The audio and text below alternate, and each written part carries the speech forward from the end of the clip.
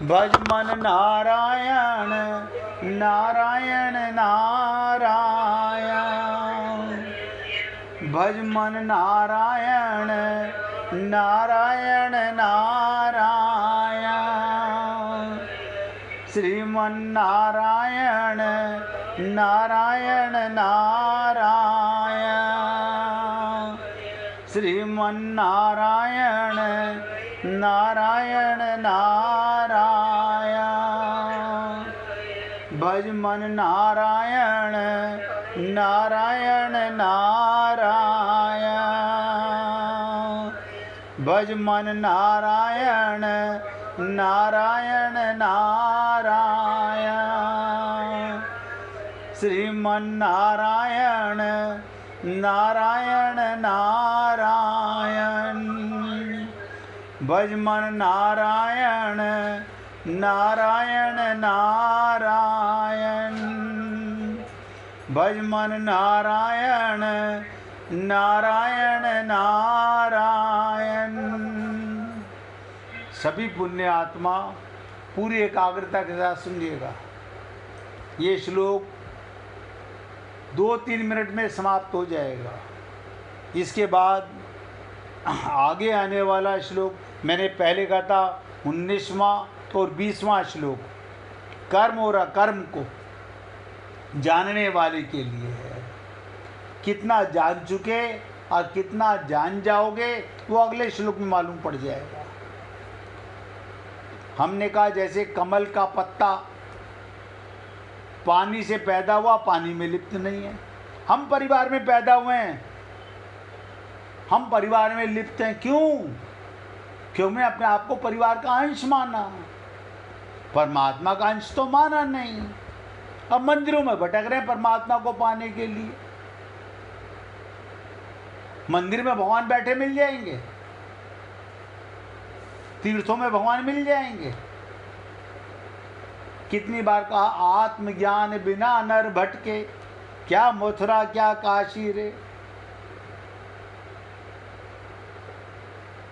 तो कर्मों में लिप्त ना होना कोई साधारण बुद्धिमान का काम नहीं है।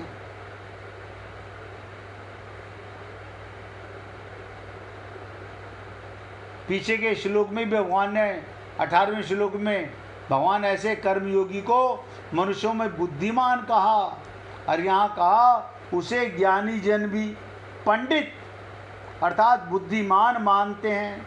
भाव ये ऐसा कर्मयोगी पंडितों का पंडित है, ज्ञानियों का ज्ञानी है, महात्माओं का महात्मा है। कैसा पंडित? जो कर्म करता है, कर्म में लिप्त नहीं होता। अब आप सोचिएगा, हम भगवत प्राप्ति करना चाहते हैं या भगवान को धोखा देना चाहते हैं? आपको तो भगवान 24 घंटे मिला हुआ है। अज्ञान मिटाना है। आप चेतन हो, परमात्मा के अंश हो। संसार का अंश तुम्हारा शरीर है। शरीर का जन्म होता है, शरीर की मृत्यु होती है। जब शरीर का जन्मदिन मनाओ तो ये सोच के मनाओ कि इतने वर्ष तो ये मर चुका है, अब क्या बचा है मुझे पता नहीं। हे प्रभु, अब तो कृपा कर दो, मुझे आत्मज्ञान हो जाए। बल्कि असली जीवन तो तब शुरू होता है जिस दिन आत्मज्ञान हो जाता है। फिर हो जाता है हे अजन्मा, हे अजन्मा अमर आत्मा क्यों परेशान हो रहे हो। फिर वही परेशानी खत्म। अब गीता के 4थे अध्याय का 20वां श्लोक, त्यक्त्वा कर्म फलासंगम नित्य तृप्तः निराश्रः कर्मणि अभिप्रवृत्ति अभिनाश एव किंचित करोति सा। क्या मतलब? कर्म और फल की आसक्ति का त्याग करके, ना तो कर्म में आसक्त होना है ना फल में आसक्त होता है। हम तो कर्म भी अपना मानते मेरे बेटे की शादी है, ये मेरा कर्म नहीं है। हाँ ना ना ना ना, तुम्हारे तो कर्म हैं। और ये मेरापन आ गया, मेरे बेटे की शादी। अरे बाबा, बेटे की तो छोड़ो, यहाँ तो पता नहीं कहाँ कहाँ फंसे हुए हम तो कर्म और कर्म फल की आसक्ति का त्याग करके कर्म फलासंगम, हम तो अपने को कर्ता भी मानते हैं और फल की आशा भी करते हैं, उसमें भी आसक्ति करते हैं। अब भगवान कहते हैं जो दोनों में आसक्त नहीं है, ना कर्म में आसक्त है ना फल में आसक्त है, त्याग करके आश्रय से रहित निराश्रय। अब बताइए, हम किस किस के आश्रय हैं? ये शरीर आपके आश्रय है या आप शरीर के आश्रय हैं? यहीं पर ही विवेक दौड़ा लीजिए थोड़ा सा अपना। ये शरीर आपके कारण चेतन नजर आ रहा है या आप इसके कारण चेतन नजर आ रहे हैं? अगर आत्मा निकल जाए तो शरीर मुर्दा है, तो आपके कारण शरीर चेतन हुआ, आप शरीर के कारण चेतन नहीं हैं। हम शरीर का आश्रय ले रहे हैं। हम तो भगवान की गोदी में रहते हैं।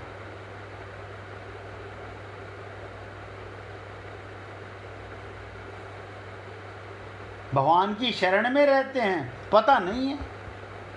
तो कहते हैं कर्म फलासंगम, जो कर्म और फल की आसक्ति का त्याग करके आश्रय से रहित और सदा तृप्त है, मस्ती है। क्या बात, बुढ़ापे में मस्ती, ध्यान दीजिएगा, बुढ़ापे में मस्ती।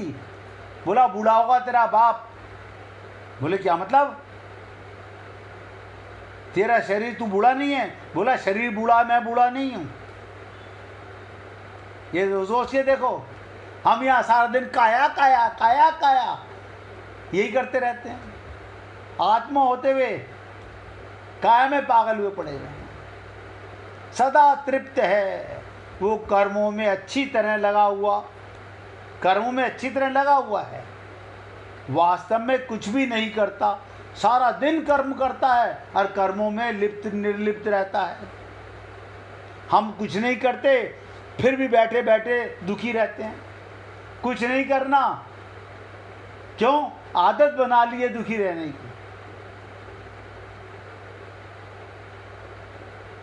तो एक शेर ना, आदत ही बना ली है तुमने तो मुनीर अपनी, जिस शहर में भी रहना उगताए हुए रहना। सारा दिन जो व्यक्ति अपने को शरीर मानेगा उसको टेम्परेरी सुख तो महसूस होगा, उसे परमानेंट सुख कभी नहीं मालूम पड़ेगा, कभी नहीं मालूम पड़ेगा। वो केवल अपने आप को धोखा दे रहा है। इसलिए आपसे निवेदन कर रहा हूँ, आप और हम लोग अपने आप में झांक कर देखें कि मैंने शरीर का चश्मा लगा रखा है, मैं अपने को शरीर मानता हूँ या मैं आत्मा मानता हूँ। हमने आपको कहा कि शरीर मरेगा, आप नहीं मरोगे, 100% नोट कर लो। आत्मा का कोई कल्याण कर दे, कोई पंडित तुम्हारे जाने के बाद कोई तुम्हारा कल्याण करा दे तो बात है। वो सिर्फ बच्चों को धोखा दिलाता, हमने तुम्हारे पिताजी के लिए ये कर दिया, हमने ये कर दिया, कुछ नहीं कर सकता। जब वो शरीर मान के चला गया तो आप क्या करोगे? उसके अज्ञान को मिटा दोगे जाने के बाद? ये अज्ञान तो जीते जी मिटाना है। शरीर से अपनापन शरीर में रहते हुए मिटाना है, परिवार से अपनापन परिवार में रहते हुए मिटाना है, संसार में रहते हुए संसार से अपनापन मिटाना है, और अपना संबंध केवल परमात्मा से मानना है। फिर क्या होगा? जित देखूं तित श्याम वही है। क्योंकि भगवान ने कहा वासुदेव सर्वम, आपको अपने घर में अपने बच्चों में भगवान नजर आने लगेगा। ये आत्मा है इनके ये परमात्मा के साथ हैं, मैं अब तक इनसे शरीर की ममता कर रहा था। ममता तो जब जाने कि किसी की डेथ हो जाए उसके बाद तुम घर में रखो 10-20 दिन, तब मालूम पड़े कितनी ममता है। अब एक एक शब्द ध्यान देना। जब कर्म करते हुए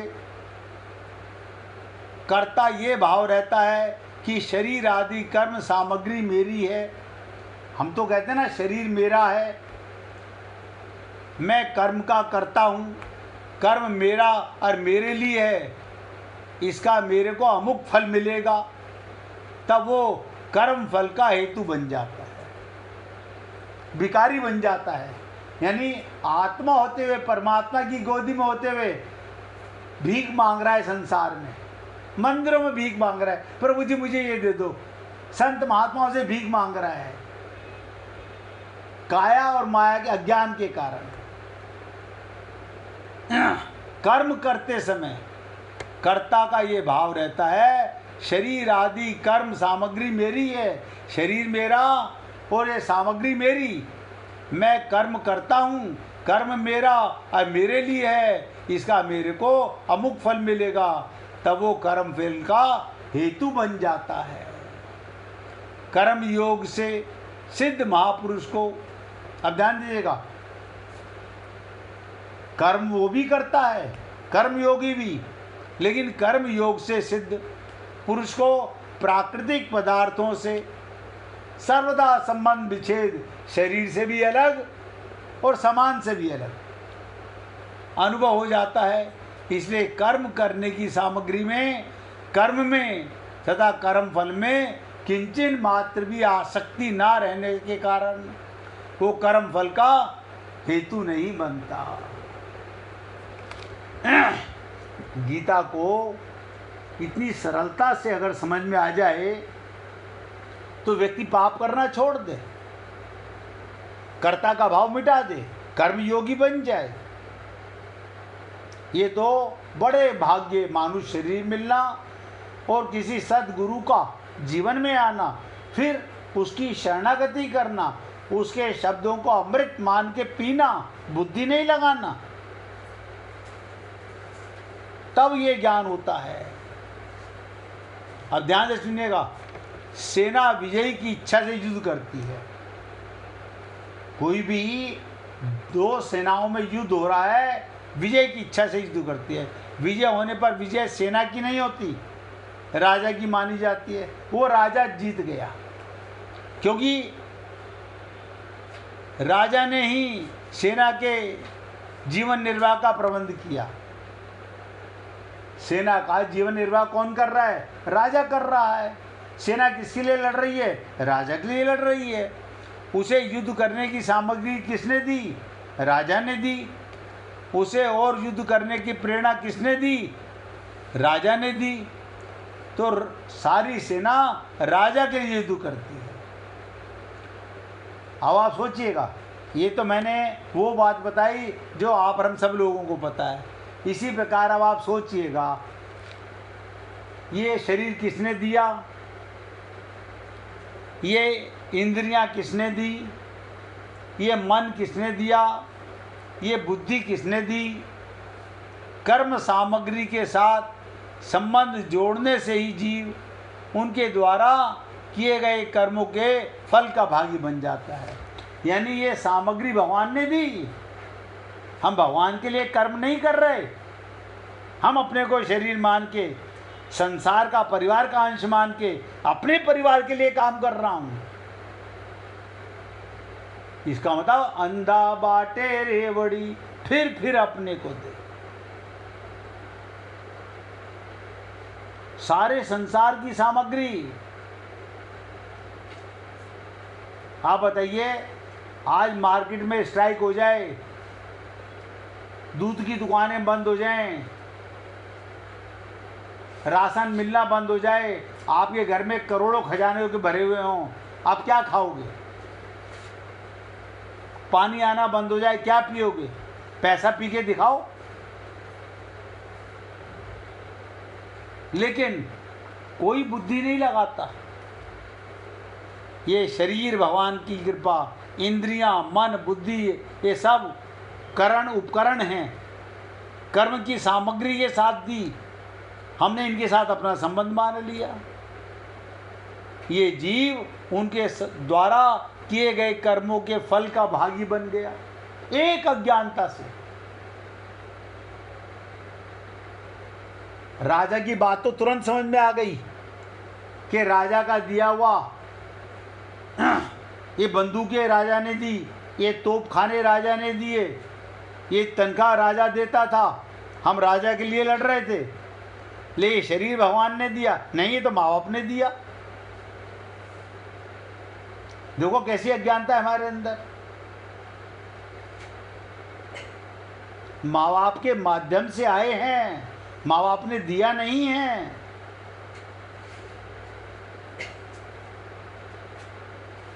बड़ा विचित्र है अपने आप को समझ पाना कि मैं कौन हूँ। ये सब उपकरण है, उपकरण औजार हैं, सेवा के लिए मिले हैं। आत्मा ना हो शरीर कोई कर्म नहीं करती, मन कोई काम नहीं करता, बुद्धि कोई काम नहीं करती, आँख देखती नहीं, कान सुनता नहीं। अरे अभी तो नया चश्मा बनवाया था, अब देखता क्यों नहीं है? आप बताइए। इसकी तो आंखें एकदम 100% दिखती, इसका कल टेस्ट कराया, शरीर एकदम स्वस्थ था, कोई रोग नहीं था, तो आज दौड़ना चाहिए ना।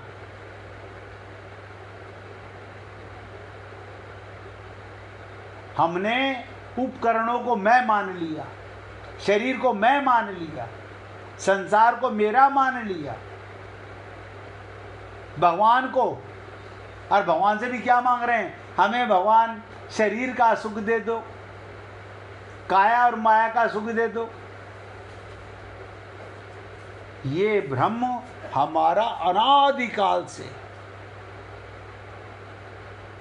आप हम सब लोग अपने अज्ञान को पहचाने। राजा की बात तुरंत समझ में आ गई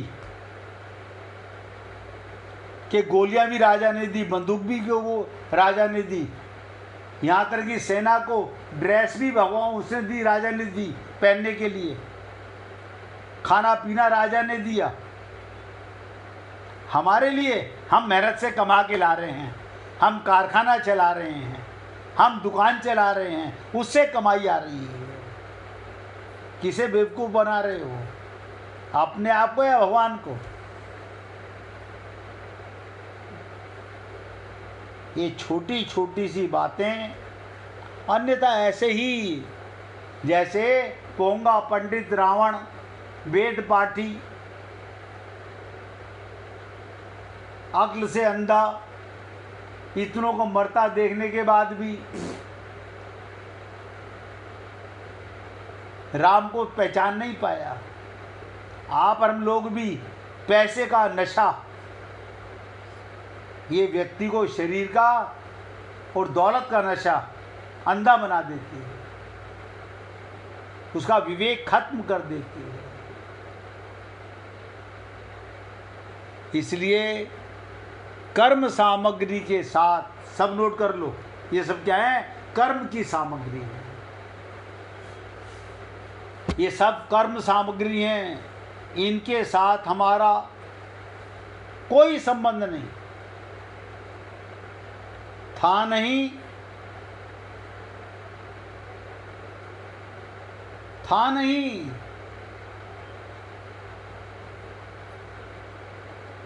है, नहीं रहेगा, नहीं। एक मानने के कारण हम वापस संसार में पटक दिए जाएंगे, और ये पता नहीं है कौन सी योनि में जाएंगे। अब एक कथा सुन लीजिएगा। अभिमन्यु की पत्नी, आप सोचिएगा, अभिमन्यु मारा गया, उसकी पत्नी उत्तरा महल में, अभिमन्यु की पत्नी उत्तरा महल में झाड़ू लगा रही थी।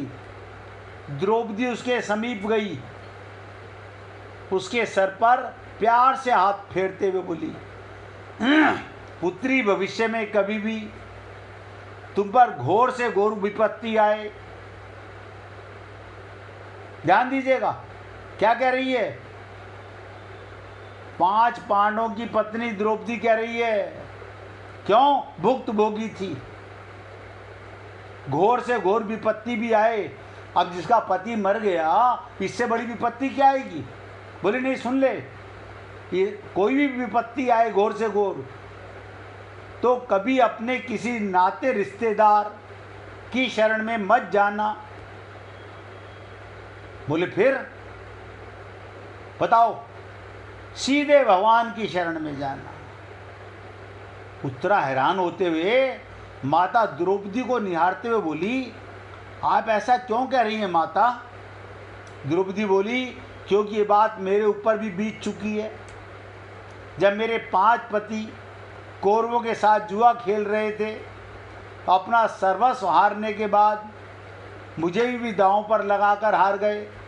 फिर कौरव पुत्रों ने भरी सभा में मेरा बहुत अपमान किया। मैंने सहायता के लिए सबसे पहले अपने पतियों को पुकारा, मगर वो सभी अपना सर नीचे झुकाए बैठे रहे। पितामह भीष्म, द्रोण, धृतराष्ट्र सभी को मदद के लिए पुकारती रही, मगर किसी ने मेरी तरफ नहीं देखा।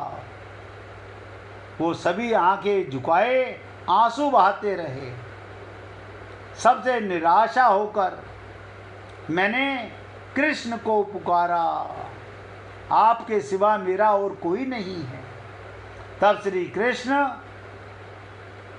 तुरंत आए और मेरी रक्षा की। जब द्रौपदी पर ऐसी विपत्ति आ रही थी, तो द्वारिका में भी श्री कृष्ण बहुत विचलित हुए, क्योंकि उनकी सबसे प्रिय भक्त पर संकट आन पड़ा।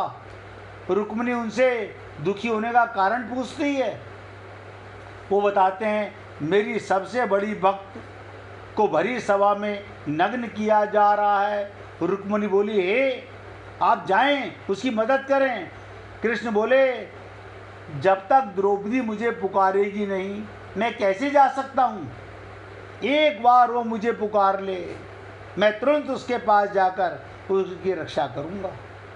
तुम्हें याद होगा, जब पांडवों ने राजसू यज्ञ करवाया, तो शिशुपाल का वध करने के लिए मैंने अपनी उंगली पर चक्र धारण किया, तो उससे मेरी उंगली कट गई। उसी समय मेरी सभी पत्नियां भी वहां मौजूद थी। कोई वैद्य को बुलाने भागी, कोई औषधि लेने भागी, मगर ये द्रौपदी भक्त अपनी साड़ी का पल्लू फाड़कर मेरी उंगली पर बांध दिया। आज उसी का ऋण चुकाने के लिए, उस एक पट्टी का ऋण चुकाने के लिए मैं इसकी लाज बचाने जा रहा हूँ। अब आप सोचिएगा, जो भुक्त भोगी होता है वही शिक्षा देता है। द्रौपदी भुक्त भोगी थी, तो उत्तरा को क्या शिक्षा दे रही है? और उत्तरा ने प्रार्थना की नारायण से, जब द्रोणाचार्य के पुत्र ने, अश्वत्थामा ने ब्रह्मास्त्र छोड़ा कि इसके वंशज को खत्म कर देंगे, तो आप सोचिएगा कौन था जो उत्तरा के गर्भ में परीक्षा, कौन उसकी परीक्षा ले रहा था, कौन उसकी रक्षा कर रहा था? उत्तरा ने अपनी सास की बात को माना, सास उसकी गुरु बन गई। उसने केवल नारायण को पुकारा कि आप रक्षा कीजिए, ये ब्रह्मास्त्र मेरी तरफ आ रहा है, मुझे अपनी चिंता नहीं, पांडव वंशज की रक्षा कीजिएगा। तो भगवान गर्भ में पहुंच गए रक्षा करने के लिए, और परीक्षित का जन्म हुआ तो आंखें खोल के देखने लगे। क्यों? जिसके अंदर दर्शन कर रहे थे, उस नारायण को ढूंढ रहे हैं बाहर। उसका नाम भी वेद व्यास जी ने परीक्षित रख दिया। और आप और हम लोग ये काया माया के चक्कर में ऐसे फंस गए हैं कि निकलना नहीं चाहते। हे पुण्य आत्माओं, आज ये श्लोक यहाँ पर रोकना पड़ेगा, कल इसकी चर्चा करेंगे। कौन भक्त सुनाना चाहता है भजन?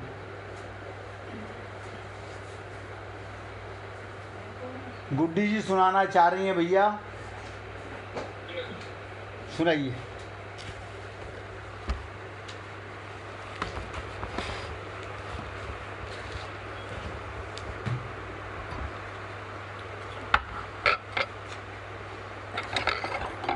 ले गई रे हमारो चित चोर, कन्हैया तेरी बांसुरिया। ले गई रे हमारो चित चोर, कन्हैया तेरी बांसुरिया। बड़े सवेरे उठ के सखी मैं दही बिलोवन लागी, बड़े सवेरे उठ के सखी मैं दही बिलोवन लागी। माखन भी निकाल न पाई, वो तो बेरन बाजन लागी। माखन भी निकाल न पाई, वो तो बेरन बाजन लागी। ऐसी बाज रही रे घन घोर, कन्हैया तेरी बांसुरिया। ऐसी बाज रही रे घन घोर, कन्हैया तेरी बांसुरिया। ले गई रे हमारो चित चोर, कन्हैया तेरी बांसुरिया। देवी पूजन चली सखी मैं ले पूजा की थाल, देवी पूजन चली सखी मैं ले पूजा की थाल। मंदिर तक मैं पहुँच न पाई, मुझे खींच लिया नंदलाल। मंदिर तक मैं पहुँच न पाई, मुझे खींच लिया नंदलाल। ऐसी बहियाँ दई है मरोड़, कन्हैया तेरी बांसुरिया। ऐसी बहियाँ दई है मरोड़, कन्हैया तेरी बांसुरिया। ले गई रे हमारो चित चोर, कन्हैया तेरी बांसुरिया। एक कहा मेरा मान ले कान्हा, बंसी नहीं बजाना। एक कहा मेरा मान ले कान्हा, बंसी नहीं बजाना। रोज रोज अपने साजन से क्या क्या करूं बहाना, रोज रोज अपने साजन से क्या क्या करूं बहाना। तू तो नित का बहाने खोर, कन्हैया तेरी बांसुरिया। ले गई रे हमारो चित चोर, कन्हैया तेरी बांसुरिया।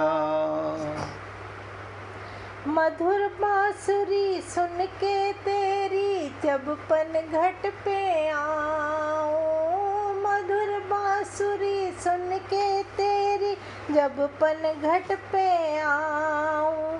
नागगरी उठवाए मेरी सखियों संग मारे ताना, नागगरी उठवाए मेरी सखियों संग मारे ताना। मारे नैन कटारी मुख मोड़, कन्हैया तेरी बांसुरिया। अटारी मुख मोड़, कन्हैया तेरी बांसुरिया। ले गई रे हमारो चित चोर, कन्हैया तेरी बांसुरिया। बोलिए वृंदावन बिहारी लाल की जय जय श्री राधे, जय जय श्री राधे। बोलिए लाल जी का मंगल हो, सभी भक्तों का मंगल हो। सबको राधे राधे जी, सबको राधे राधे जी, राधे राधे, सबको राधे राधे भाई, राधे राधे, राधे राधे जी, राधे राधे।